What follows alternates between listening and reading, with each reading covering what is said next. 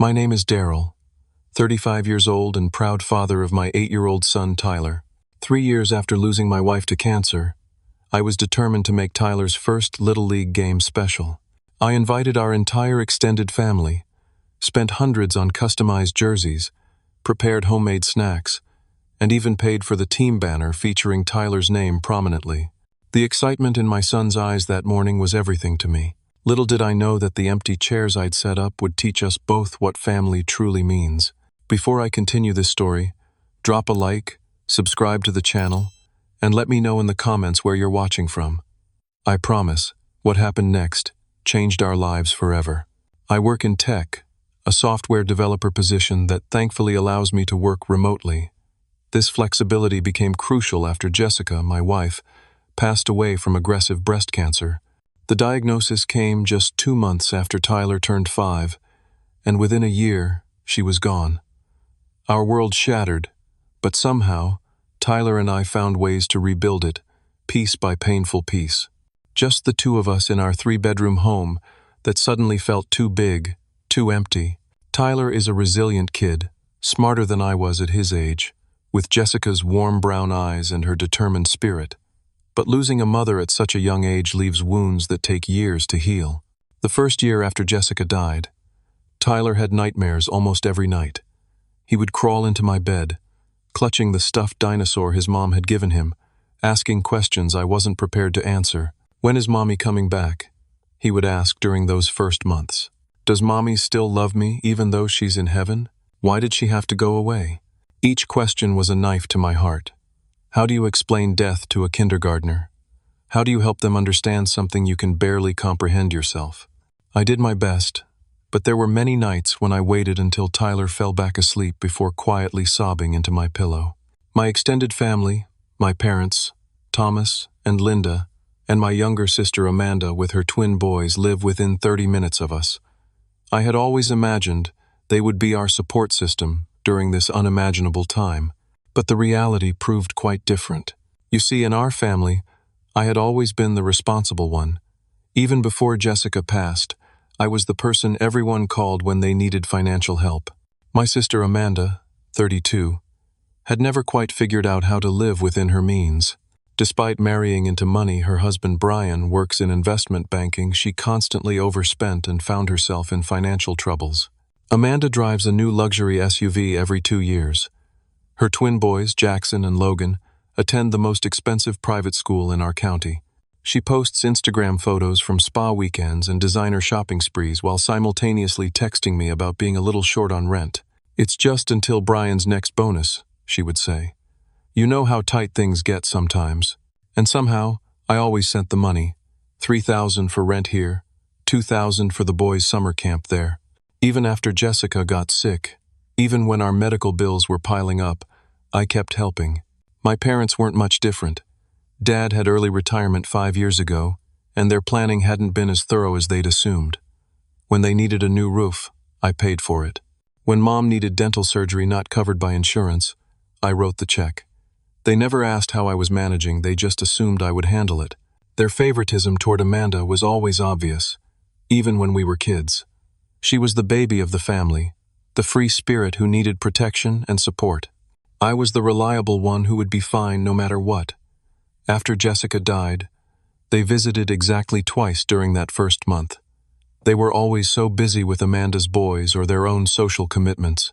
While Tyler and I were figuring out how to function as a grieving family of 2, I continued supporting everyone else. I paid Amanda's rent 6 times in the 3 years since Jessica's death. I covered private school tuition for the twins when Brian and Amanda were restructuring their finances. I helped my parents with medical bills, home repairs, and even a luxury cruise for their 40th anniversary.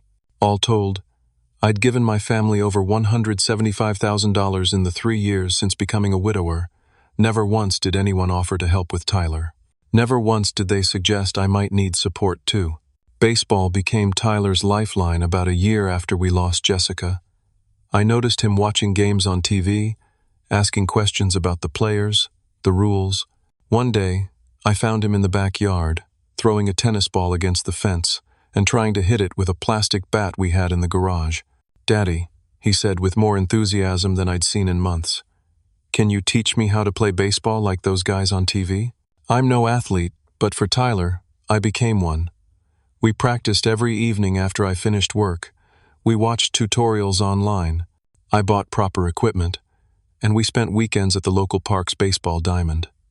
Tyler's natural ability surprised me. He had coordination and focus beyond his years.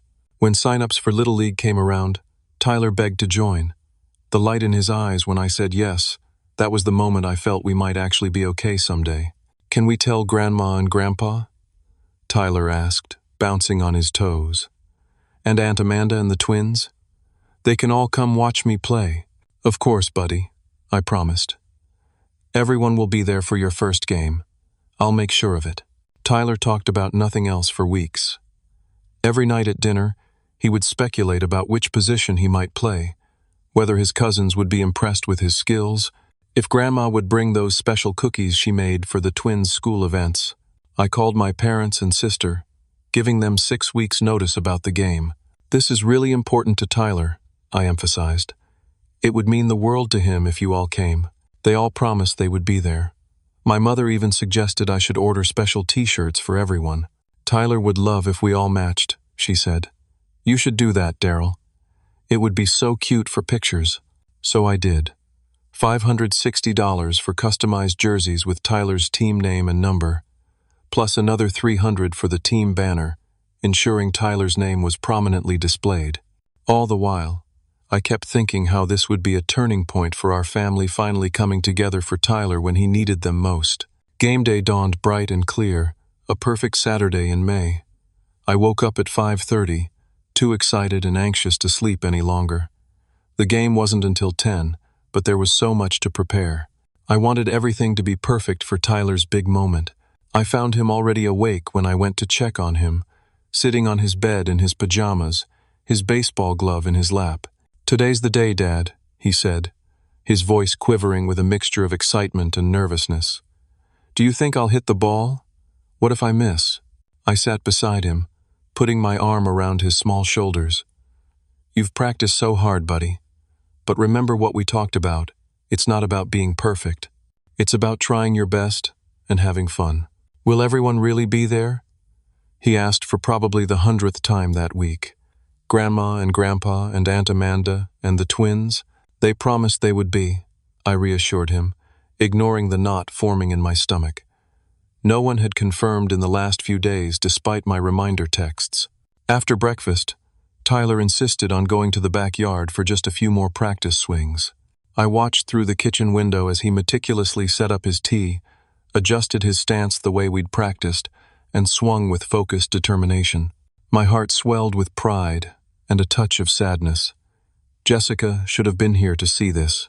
While Tyler practiced, I packed the cooler with drinks and snacks, not just for us, but for everyone. I'd prepared Jessica's famous homemade pretzels, Tyler's favorite, and something my parents always raved about. I made special allergen-free treats for Logan, who had several food sensitivities. I packed my mother's preferred sparkling water and my father's favorite beer. Amanda's special diet requirements were accommodated with gluten-free, organic options. Next came the chairs. I loaded 7 folding chairs into the SUV, one for each family member plus a couple extra in case any of the twins' friends joined. I packed sunscreen, bug spray, umbrellas for shade, and a small portable fan for my mother, who always complained about the heat. The jerseys were my special surprise. I'd ordered them weeks ago, custom baseball jerseys with Tyler's team printed on the front and his number, 7, on the back. They had arrived yesterday, and I'd stayed up late wrapping each one individually with name tags. Grandma, Grandpa, Aunt Amanda, Uncle Brian, Jackson, Logan. I'd even gotten an extra small one for Amanda's new designer dog she was always posting about on social media. The banner had been another major expense. $300 for a vinyl banner that would hang on the field fence, Go Tyler #7, with a special design incorporating his team logo. The league coordinator had assured me it would be prominently displayed. As I loaded everything into the car, my phone buzzed. A text from my mother. "What time is the thing today again?" My stomach tightened. I'd sent a detailed email with all the information 2 days ago and a reminder text last night. Game starts at 10. We should get there by 9:30 for warm-ups. Tyler is so excited to see everyone. We'll have chairs set up for you all. 3 dots appeared, disappeared then. Okay, we'll try to make it. Try? They had promised they would be there. This wasn't optional, this was Tyler's first game, a milestone moment. Another text came in, this time from Amanda. Logan woke up with a bit of a sniffle. Hope we can still come. Save us seats just in case. I took a deep breath, pushed down the rising anxiety, and went back inside where Tyler was now in full uniform, practicing his batting stance in front of the hallway mirror. Ready to go, superstar? I asked, forcing enthusiasm into my voice. Ready, Tyler beamed, grabbing his baseball bag. Did Grandma text? Are they on their way? Everyone knows what time to be there, I answered carefully. They're looking forward to it. The drive to the baseball field was filled with Tyler's excited chatter. He talked about how his cousins would finally see him play, how his grandparents would be proud of him, how maybe this would become a family tradition. Do you think we could all go for ice cream after the game? He asked. Even if I don't hit any home runs? Absolutely, I promised. Today is special no matter what happens in the game. As we pulled into the parking lot, I checked my phone again. No new messages. The field was already bustling with other families setting up chairs, kids in uniforms running around, coaches organizing equipment. Let's set up our spot, I said, trying to sound upbeat. We want to make sure everyone has a good view of the field. Tyler helped me carry the chairs to a prime location along the third base line. We set them up in a row, and he insisted on putting the wrapped jerseys on each seat, like reserved signs.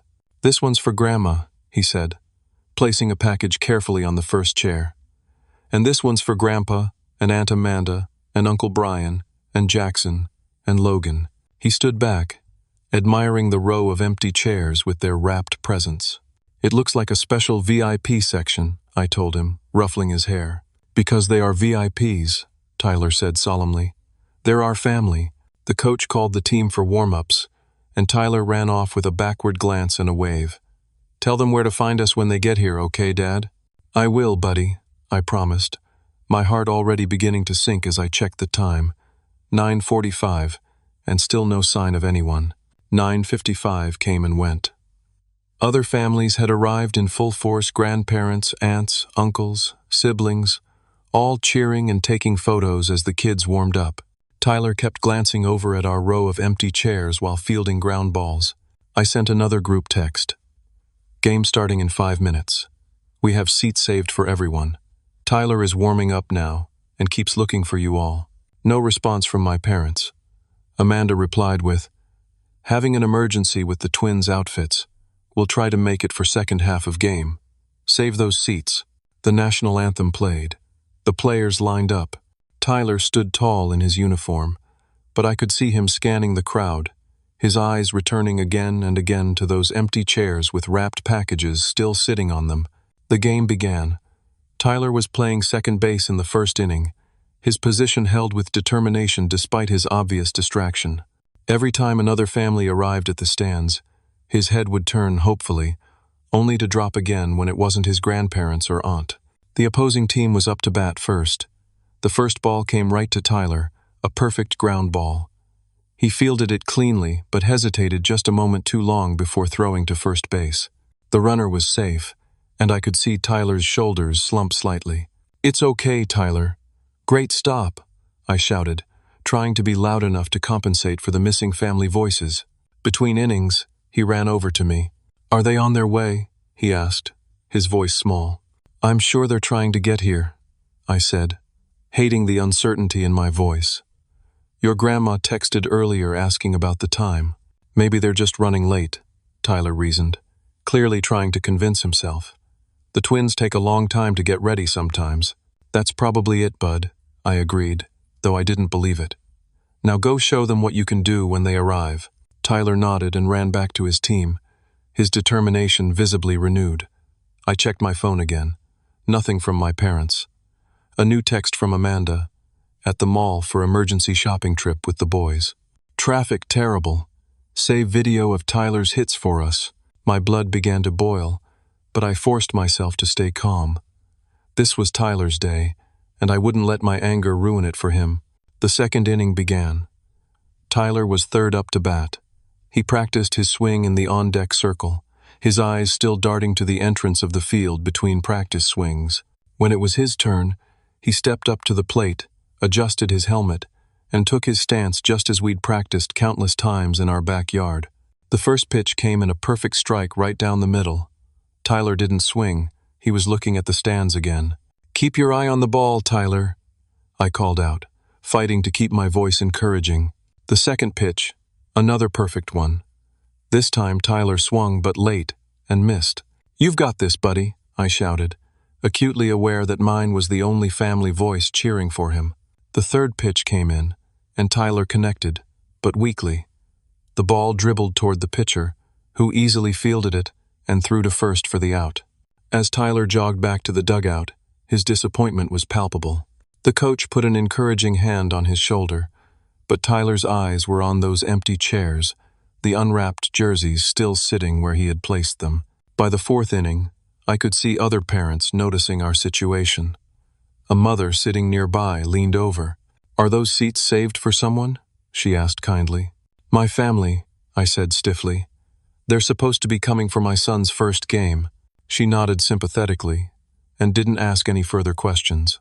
The coach's wife, Sarah, came to sit beside me for an inning. "Tyler's doing great for his first game," she offered. "He's got real potential."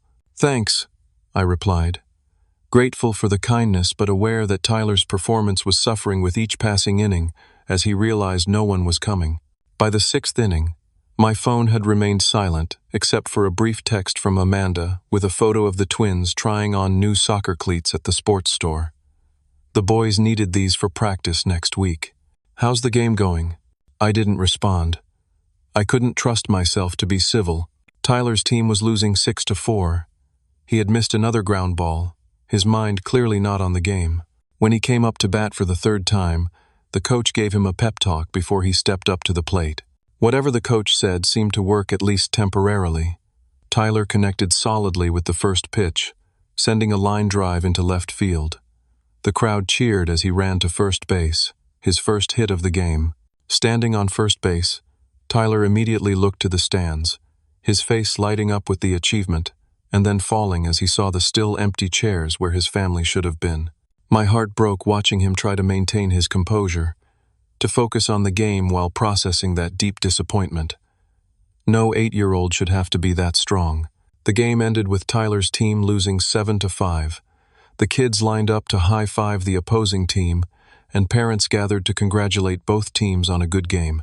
The coach gathered everyone for a team meeting, praising their efforts and highlighting individual achievements, including Tyler's hit. "Great job on that line drive, Tyler," he said. "That was solid contact." Tyler nodded but didn't smile. The other kids were absorbed in the post-game snacks while parents took photos and offered congratulations. I approached Tyler with his water bottle. "You did awesome, buddy. That hit was fantastic." "Where are they?" he finally asked, his voice cracking. "Why didn't they come? Did I do something wrong?" "No, absolutely not," I said firmly, kneeling down to his level. "You did nothing wrong. They just couldn't make it today." "But it was my first game," Tyler whispered, fighting back tears. They promised. I had no good answer for him, no explanation that wouldn't hurt him more. The coach came over, sensing the situation. "Hey, Tyler, would you mind helping me pack up the equipment? I could really use a responsible assistant." Tyler nodded, clearly grateful for the distraction and the chance to compose himself away from the other celebrating families. While Tyler helped the coach, I gathered our things, the cooler of untouched special snacks, the 7 empty chairs, and the wrapped jerseys that had sat unclaimed throughout the game. By the time we were ready to leave, Tyler had regained his composure, though the light had gone out of his eyes. The drive home was quiet, the celebratory ice cream forgotten. Finally, as we turned onto our street, Tyler asked the question I had been dreading. "Dad," he said in a small voice, "does our family not love us anymore? Is it because of what happened to Mom?" That question, "does our family not love us anymore?" hung in the air of our SUV like a physical thing, heavy and suffocating. How do you answer when your child asks if they're unloved? How do you explain selfishness and indifference to an 8-year-old who deserves so much better? Tyler, I began carefully, pulling into our driveway and turning off the engine. Our family loves us in their own way, but sometimes people get so caught up in their own lives that they forget what's important. Like my baseball game, Tyler said quietly. Like your baseball game, I agreed, my throat tight. And that's not okay. It's not fair to you. But I want you to know that it has nothing to do with you or anything you did. You are amazing, and anyone who doesn't see that is missing out. We went inside, and I suggested Tyler's favorite dinner, homemade pizza with extra cheese, hoping to salvage something of this important day. While the pizza dough was rising, Tyler sat at the kitchen counter, idly spinning his baseball on its axis. "Can we watch a movie tonight?" he asked, his voice small but determined to move forward. "Absolutely," I said. "You pick, whatever you want." We ate pizza and watched Tyler's favorite superhero movie, but I could tell his heart wasn't in it. He was quieter than usual, and he went to bed early, saying he was tired from the game. After tucking him in and making sure he was asleep, I finally allowed my controlled composure to crack. The anger I'd been suppressing all day surged through me like electricity. I paced the living room, hands clenched, thinking of Tyler's face as he repeatedly looked for his family in those empty seats. I pulled out my phone, intending to send some choice words to my sister and parents, but something stopped me. Instead, I opened social media, curious if there had been some actual emergency I wasn't aware of. What I found made my blood boil. Amanda had posted a series of Instagram stories throughout the day, starting at precisely 9:30 this morning, when we were setting up chairs for them at the baseball field. The first post showed her, my parents, and the twins entering an exclusive spa resort. Emergency self-care day. The boys needed some relaxation before their big soccer tournament next weekend. So grateful for Mom and Dad joining us for family bonding time. Number blessed. Number family first. Family first. The irony was staggering. More posts followed my mother getting a facial, my father in the resort restaurant, the twins splashing in the indoor pool, all timestamped during Tyler's baseball game. All smiling, relaxed, enjoying their day together. No emergency, no traffic, no last-minute complications. Just a deliberate choice to do something else, something more appealing than watching an 8-year-old play his first baseball game. I set my phone down, hands shaking.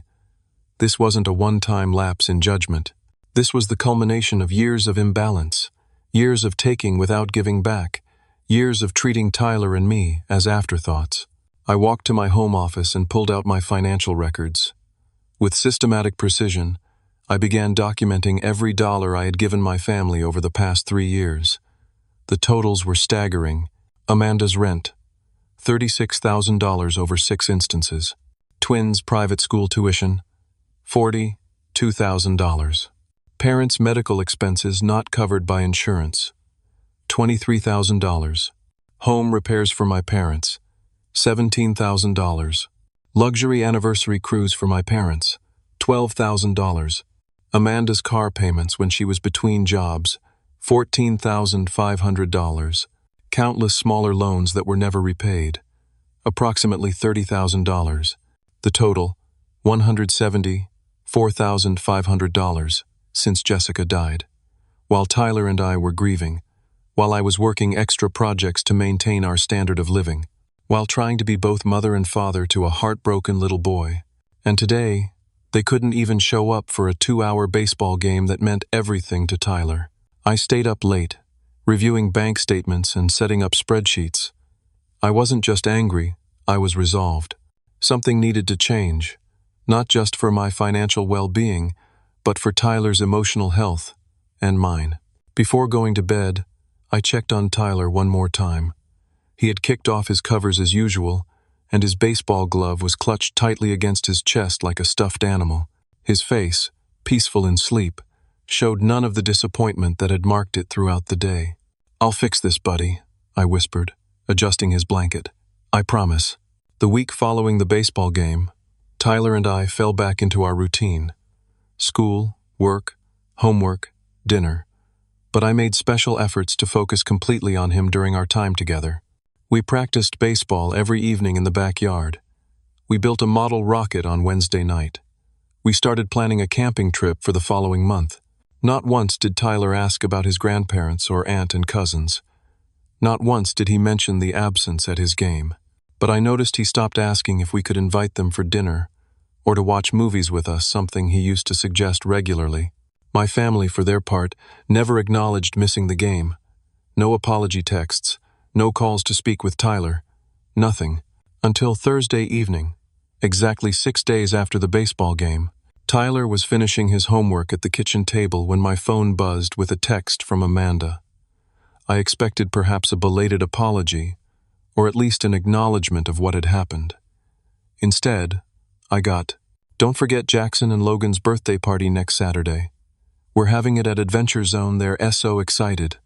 Need your deposit of $2,000 by tomorrow to secure the booking. They're expecting 30 kids plus family. Don't be late, you know how the twins get when things don't go perfectly. Send the money to my account. Thanks." No please. No acknowledgement of missing Tyler's game. Not even a "how are you?" Just an assumption. A demand that I would pay for her children's extravagant party without question. I stared at the message for a full minute, letting the audacity sink in.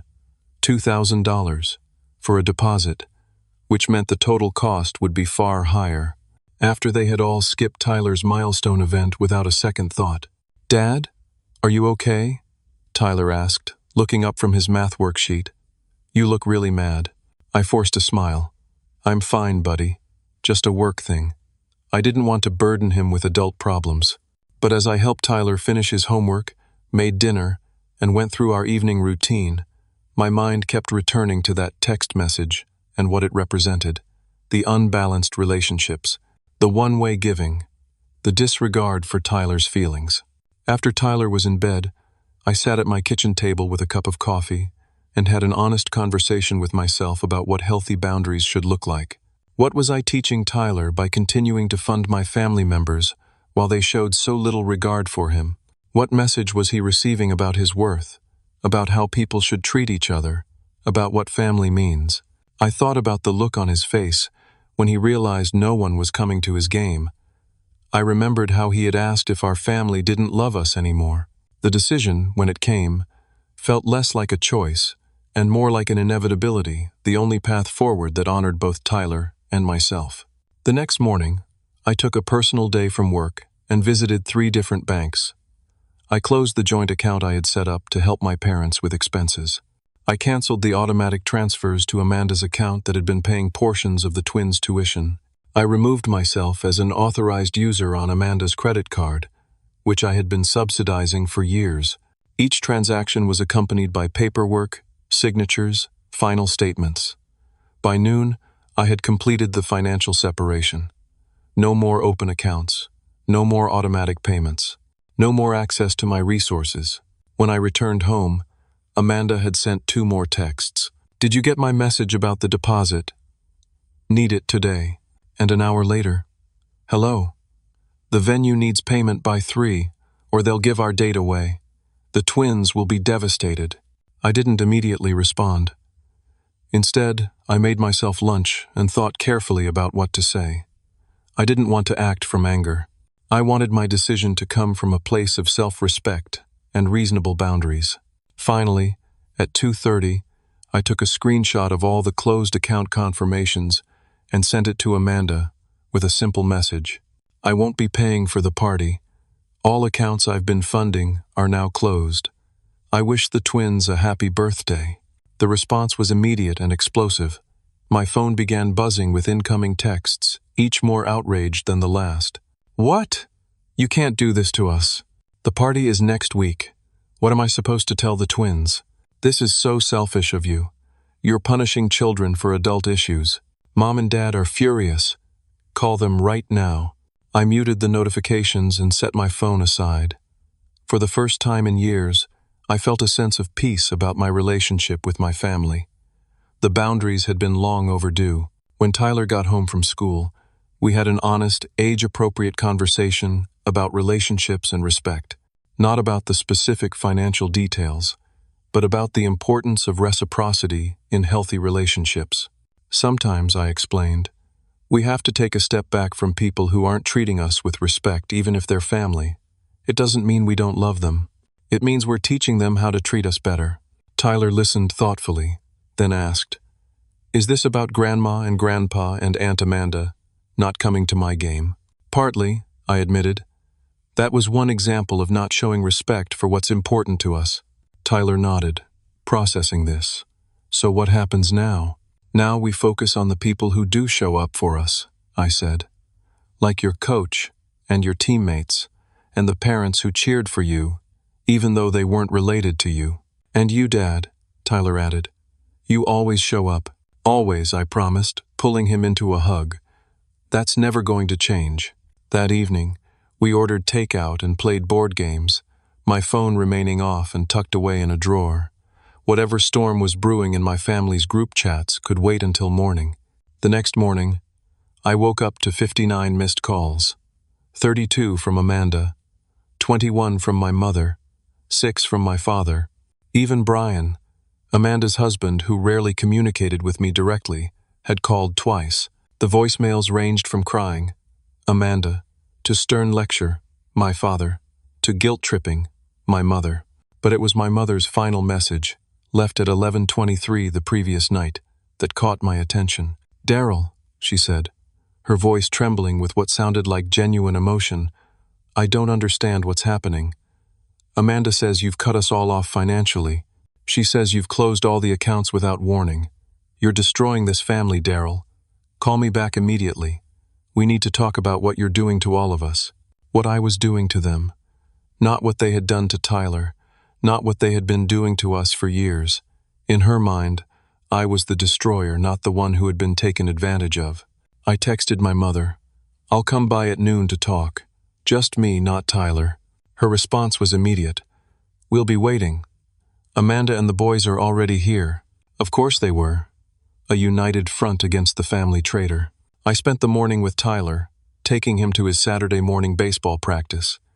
His coach, Mike, pulled me aside while the kids were warming up. "How's he doing after last weekend?" Mike asked, genuine concern in his voice. I could see he was pretty disappointed when his family didn't show. "He's resilient," I replied, grateful for his awareness. "But it hit him hard." Mike nodded. "Well, he's got a good arm and a lot of potential, and you're doing a great job with him.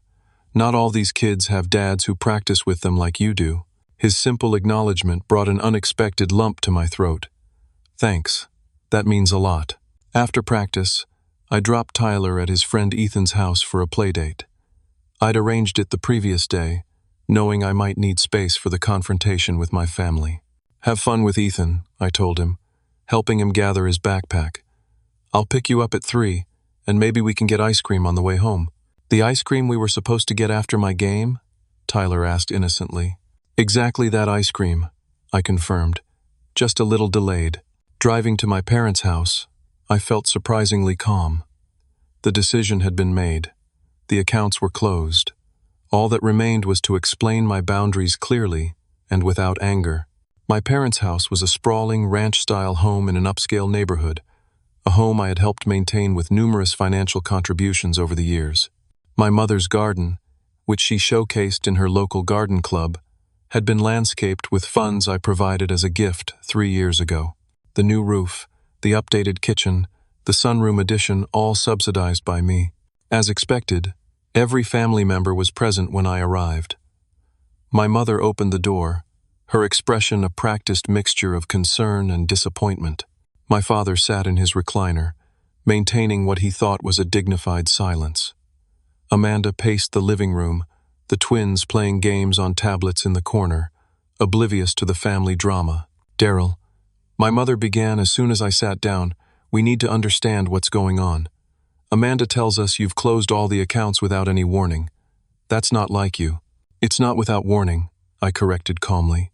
"It's without your permission. There's a difference." Amanda stopped pacing long enough to glare at me. "The venue canceled our reservation this morning. The twins' birthday is ruined, and it's your fault." "I'm sorry the twins will be disappointed," I said sincerely. because I was. The boys were innocent in this situation, but I'm no longer in a position to fund family events. What does that mean, no longer in a position? My father finally spoke. Did you lose your job? Are you in some kind of trouble? No trouble, I assured him. I've simply decided to redirect my resources toward Tyler's future and our needs. This is about the baseball game, isn't it? Amanda scoffed. You're punishing all of us because we missed one silly little game? And there it was, the dismissal that crystallized everything. That silly little game was a milestone moment for an 8-year-old boy who lost his mother 3 years ago, I said, my voice steady but firm. A boy who has watched me support this family financially and emotionally, while receiving virtually nothing in return. A boy who spent a week excited about his family coming to watch him play, only to sit through an entire game with empty chairs where you all should have been. We had a prior commitment, my mother interjected defensively. A spa day, I corrected. I saw Amanda's Instagram posts. All of you, together, doing something fun while Tyler kept looking for you in the stands. My mother at least had the grace to look embarrassed. Amanda did not. We can't organize our lives around Tyler's activities, she said dismissively. The boys have their own schedules too, you know. I'm well aware, I replied. I've paid for most of their activities for the past 3 years. That silenced the room momentarily. My father cleared his throat. Look, Daryl, if you're feeling unappreciated, we can discuss that. But cutting off financial support for your family without warning is extreme. Is it? I asked, pulling out the folder I'd brought with me. I've documented every dollar I've given this family since Jessica died. The total is $174,500. That doesn't include gifts, dinners I've paid for, or smaller expenses I didn't record. I laid out the spreadsheets on the coffee table. No one moved to look at them. During that same period, I continued, not one of you has offered to help with Tyler. Not one of you has suggested I might need support too. Not one of you has acknowledged that I was grieving while taking care of a grieving child. That's not fair, my mother protested weakly. We've always been there for you. When? I challenged. Name one time in the past 3 years when you've put Tyler's needs or mine ahead of your own convenience. The silence was deafening. I'm not angry, I said. And I realized it was true. I'm just done. Done being the family ATM. Done watching Tyler get his hopes up only to be disappointed. Done with the one-way relationship. So what now? Amanda demanded. You're just cutting us off completely? Over one missed baseball game? Not over one game, I clarified. Over 3 years of imbalance. And I'm not cutting you off as family, I'm establishing financial boundaries. There's a difference. The boy's birthday party is next weekend, Amanda cried, tears starting. What am I supposed to do? What most parents do, I suggested. Have a party you can afford. My father stood up, his face flushed with anger. You're punishing the entire family because you feel underappreciated. That's childish, Daryl. I remained seated, calm in the face of his anger. I'm not punishing anyone. I'm simply redirecting my resources toward my son's future and our needs. If that feels like punishment to you, maybe that's worth reflecting on. My mother tried a different approach. Daryl, dear, we're family. Families help each other. Your sister needs your support right now. Tyler needed your support last weekend, I countered. Where was the family obligation then? No one had an answer for that. I stood up, gathering the untouched financial documents. I love you all. That hasn't changed. But our relationship needs to change. Tyler deserves better than to be an afterthought in his own family. And honestly, so do I. So that's it? Amanda asked, tears streaming down her face. You're just walking away? No, I clarified. I'm walking forward, with healthier boundaries. You're all welcome to be part of our lives, but on more equal terms. As I headed for the door, my mother called after me. What about the twins' birthday? Are you at least coming to that? I turned back. I'll bring Tyler if he wants to come, and I'll bring appropriate gifts from us. But I won't be funding it. This isn't over, Daryl, my father warned. You're right, I agreed. It's just beginning. But how it develops from here is up to all of us. I walked out to my car, feeling lighter than I had in years. The confrontation had been necessary, and while painful, it had been calm and clear. I hadn't acted from anger. I had simply stated my boundaries and stuck to them. As promised, I picked up Tyler from his friend's house and took him for ice cream. As he happily devoured a double scoop of chocolate chip, he asked, "Did you have a good day, Dad?" "I did," I said, realizing it was true despite the difficult conversation.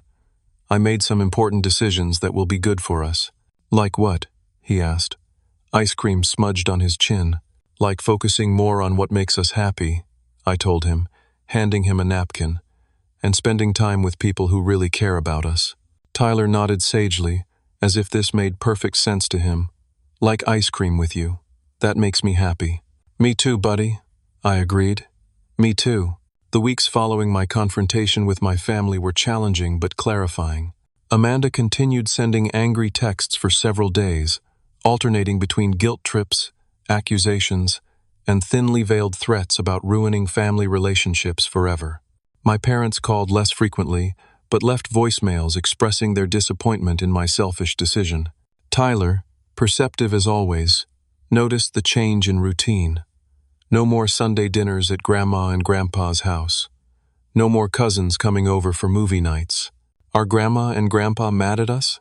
he asked one evening, as we played catch in the backyard. I chose my words carefully. "They're upset about some changes I've made. But it's not about you, Tyler. It's about grown-up stuff." "Is it because they didn't come to my baseball game?" "Kids have a way of cutting straight to the heart of matters." "That's part of it," I admitted. "I felt that wasn't fair to you, and it made me realize some things about our family that needed to change." Tyler was quiet for a moment, tossing the ball from one hand to the other. "I miss them sometimes," he said finally. "But I was really sad when they didn't come to my game after they promised." "I understand," I told him. "It's okay to miss them and still feel hurt by what happened. Feelings can be complicated like that." Tyler nodded thoughtfully. "Can we invite them to my next game? Maybe they'll come this time." His willingness to give them another chance touched me deeply. "If you want to invite them, we can. But I want you to be prepared that they might not come again, and that's not because of anything wrong with you." "I know," he said with a maturity beyond his years. "It's because grown-ups sometimes don't keep their promises even when they should." "Unfortunately, that's true sometimes," I agreed, marveling at his insight. We continued our practice in comfortable silence, the rhythm of catch providing a soothing backdrop to our conversation about difficult truths. As the Little League season progressed, Tyler's skills improved remarkably. Coach Mike took a special interest in him, offering extra practice sessions and genuine encouragement. Other parents on the team began inviting us to pre-game breakfasts and post-game celebrations. A community was forming around us, one based on showing up and supporting each other consistently. Sarah, the coach's wife, introduced me to other single parents on the team, creating a small support network where we could share resources and occasionally watch each other's kids. For the first time since Jessica died, I felt like we were part of something bigger than just our little family of two. Tyler's second-grade teacher, Mrs. Rodriguez, noticed the positive change in his demeanor at school. "Tyler seems more confident these past few weeks," she told me during a parent-teacher conference. "He's participating more in class discussions and he's made some new friends. He's found something he loves in baseball," I explained. "And some people who believe in him. That makes all the difference," she agreed. "Children thrive when they have consistent support and clear boundaries." Clear boundaries. The words resonated with me, affirming the difficult decisions I'd made. My family's reactions evolved over time. The angry texts from Amanda gradually subsided, replaced by occasional photos of the twins with captions like, "Their uncle might like to see this." My parents called less frequently but with more respectful tones when they did. The twins' birthday party happened on a much smaller scale than originally planned, a backyard barbecue rather than the extravagant venue event. I took Tyler, and we brought thoughtful but modestly priced gifts. The atmosphere was tense at times, but civil. The boys were delighted with our presence, and the Lego sets we'd chosen specifically based on their interests. As the second half of the baseball season approached, Tyler's team was doing well enough to potentially make the playoffs. His improvement was noticeable both in skills and in confidence. The night before his next game, he asked me a question that caught me by surprise. "Dad, is it okay if we don't invite Grandma and Grandpa to tomorrow's game? I kind of just want it to be you and maybe Coach Mike's family and my friends from the team."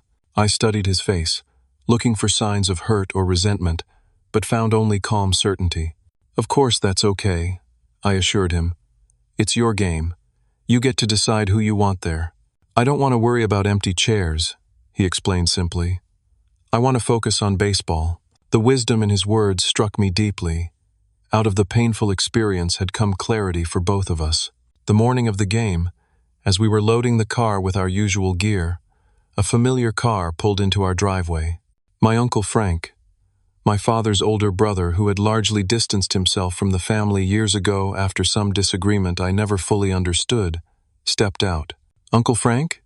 I said in surprise. I hadn't seen him in at least 5 years. "What brings you here?" Uncle Frank, now in his 70s with a full white beard and kind eyes, approached with a slight smile. "Got a call from your father yesterday," he explained. "First time in years.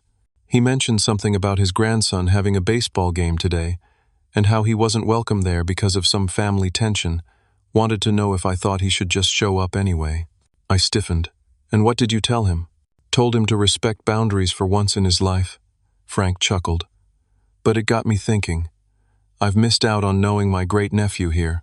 Thought maybe, if it's okay with you both, I might come watch this young man play some baseball today." Tyler, who had been standing slightly behind me, stepped forward with curiosity. "You're my great-uncle?" Frank nodded. "Sure am. And from what I hear, you've got quite an arm on you." Tyler beamed. "I play second base, and sometimes I pitch." "Well now, that's impressive," Frank said with genuine interest. "I played some ball in my day too. Nothing serious, just local leagues, but I loved the game." I watched this interaction with amazement. Uncle Frank had always been the family outsider, the one who caused problems according to my parents. Now I wondered if perhaps he had simply established boundaries they refused to respect, just as I was doing. "We'd love to have you at the game," I told him. "If you don't mind folding chairs and concession stand hot dogs." "Sounds perfect to me," Frank replied. That game was Tyler's best yet. He played with focused determination, making 2 crucial plays at second base and getting a solid hit that drove in 2 runs. Our cheering section, Uncle Frank, Coach Mike and his family, and several team parents who had become friends erupted in applause. When the team won 8-6, securing their spot in the playoffs, Tyler ran straight to where we were sitting, his face flushed with excitement. "Did you see that, Dad? Did you see my hit?" "I sure did, buddy," I exclaimed, high-fiving him. "That was amazing." Uncle Frank offered his congratulations too, speaking to Tyler with the kind of genuine interest and respect that children so rarely receive from adults. After the game, he joined us and several other families for pizza, fitting into our new community as if he'd always been part of it. As we were saying goodbye in the parking lot, Frank pulled me aside. "Your father wasn't always like this, you know," he said quietly. "Something changed when he married your mother and had your sister. Suddenly appearance became everything, status. What other people thought. Is that why you two fell out?" I asked. Frank nodded. "I refused to play the game. Refused to pretend everything was perfect when it wasn't. Your grandmother was dying, and your father was more concerned about what to tell the neighbors than about spending time with her. The parallel to my own situation wasn't lost on me.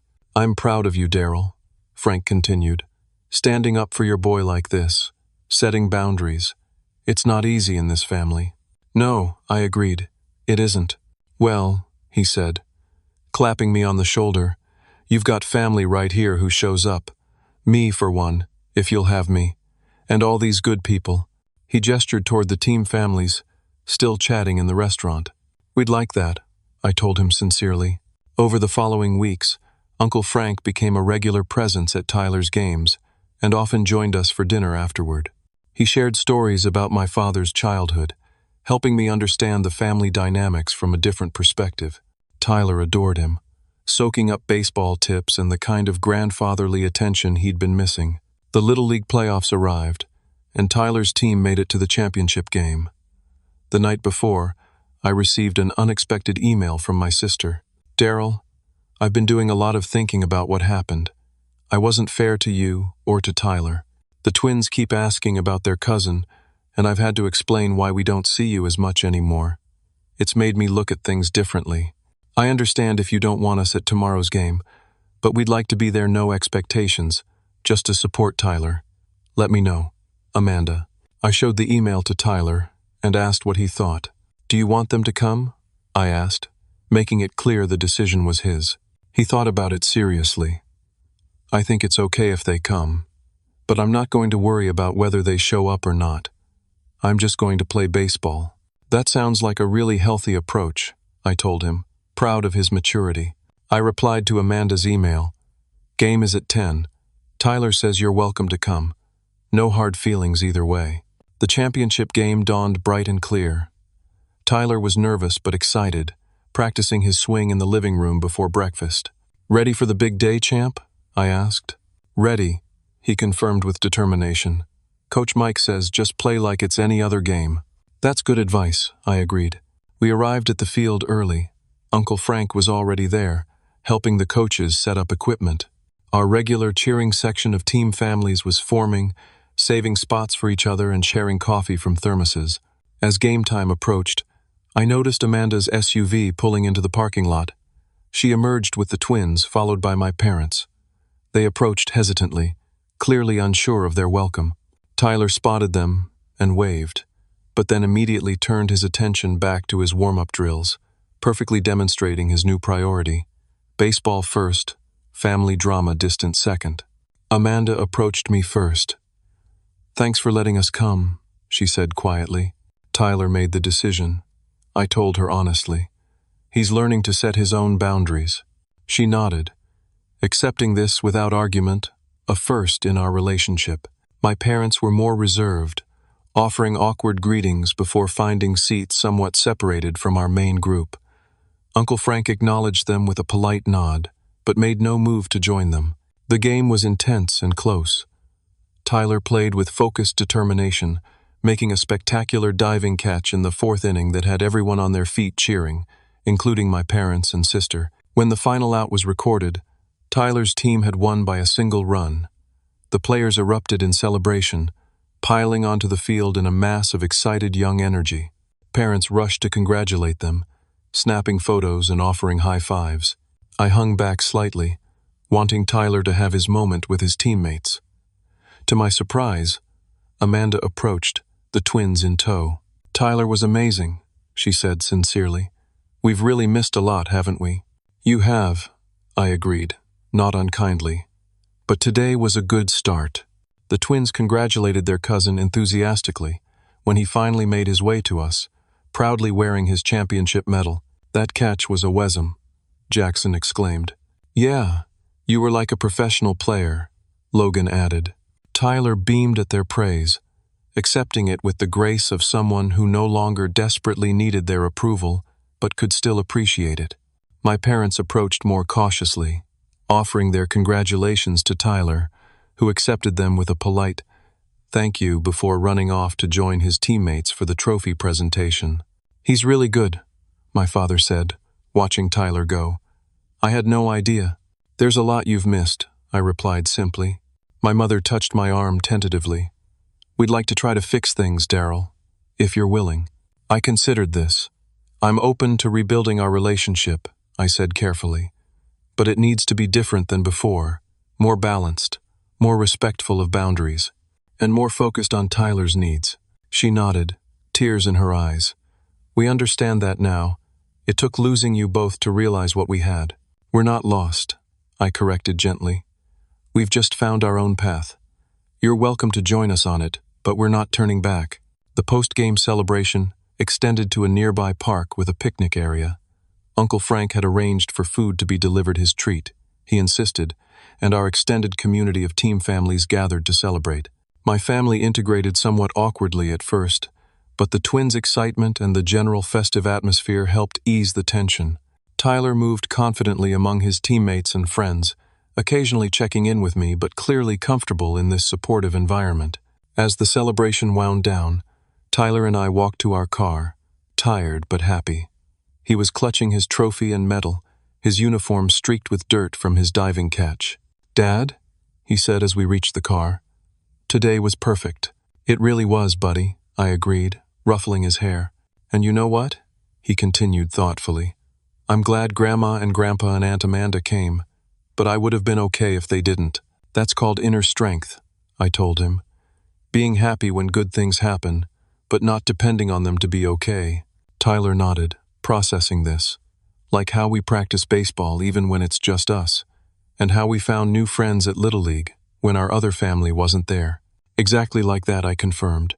As we drove home, Tyler dozed in the passenger seat, trophy clutched to his chest, baseball cap pulled low over his eyes. I glanced at him and felt a surge of pride and love so intense it brought tears to my eyes. We had weathered a painful betrayal and emerged stronger.